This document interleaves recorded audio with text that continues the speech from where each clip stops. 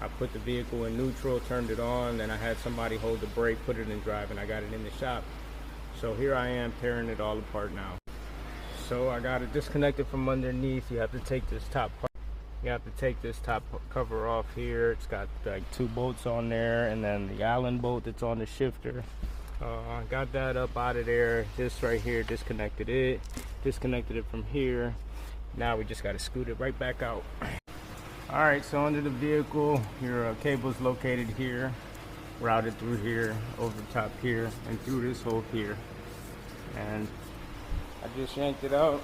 You guys can see where it kind of just snapped, where it's no longer any good.